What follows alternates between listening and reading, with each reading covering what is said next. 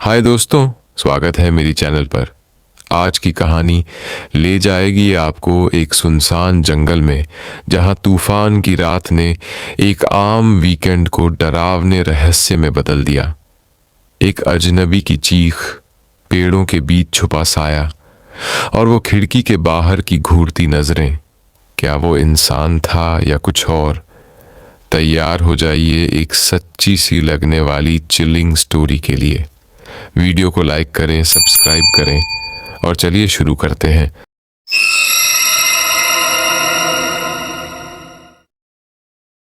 अगस्त का महीना था और मेरी गर्लफ्रेंड कैस और मैं एक शांत वीकेंड गेटवे के लिए मेरे परिवार के छोटे से मोबाइल होम में गए थे।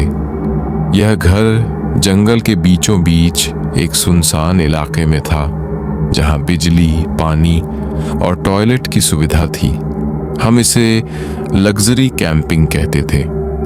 हालांकि घर छोटा था, लेकिन हमारे पास करने के लिए बहुत कुछ था। तीरंदाजी, शूटिंग, डर्ट बाइकिंग और ऑफ रोडिंग। हमारा वीकेंड प्लान पूरी तरह तैयार था।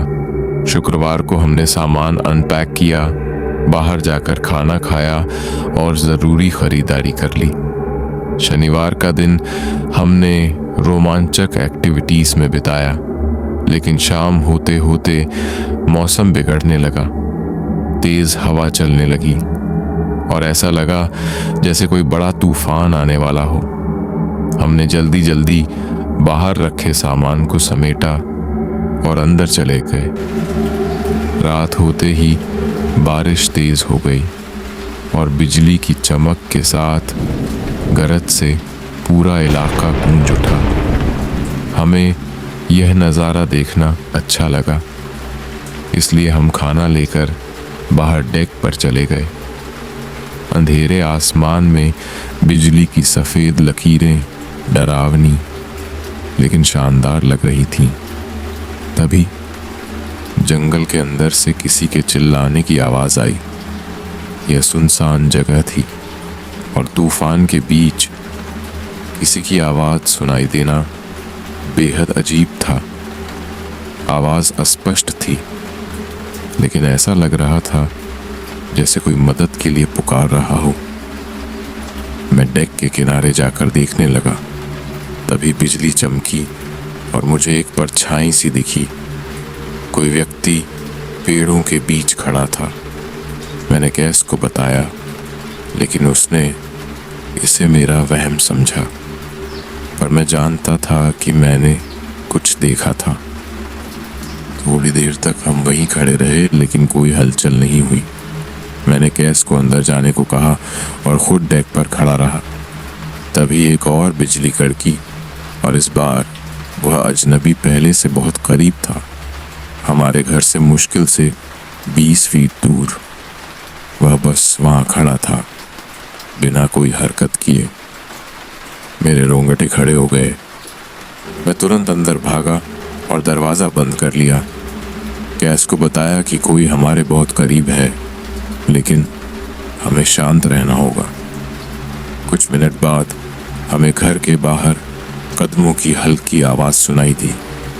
ऐसा लग रहा था जैसे कोई चुपचाप दरवाजे का हैंडल घुमा रहा हो। अब यह साफ हो गया कि यह कोई भटका हुआ यात्री नहीं था, यह कुछ और था। कैस पहले ही बेडरूम में छिप गई थी और मैं धीरे से खिड़की के पास गया। जब मैंने पर्दा हटाया तो मेरी सांस अटक गई। वही आदमी खिड़की के ठीक बाहर खड़ा था, घूरते हुए। तभी अचानक बेडरूम की खिड़की पर जोरदार धमाका हुआ। फिर लिविंग रूम की खिड़की पर भी किसी ने कुछ फेंका। अब यह एक से ज्यादा लोग थे।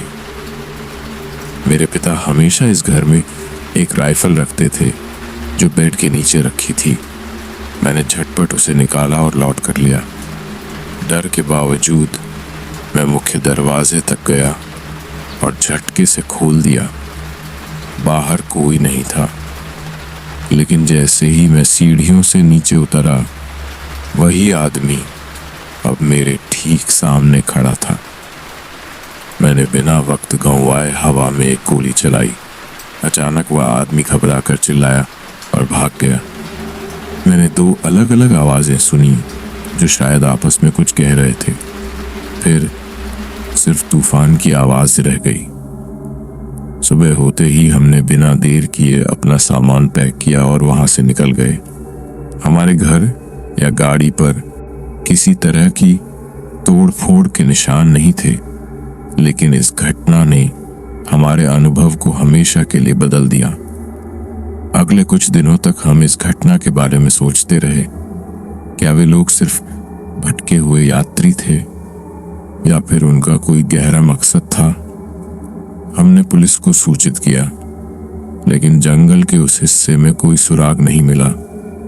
पुलिस ने कहा कि शायद वे लोग शिकारी थे या फिर किसी और वजह से वहां आए थे, लेकिन मेरा दिल मानने को तैयार नहीं था।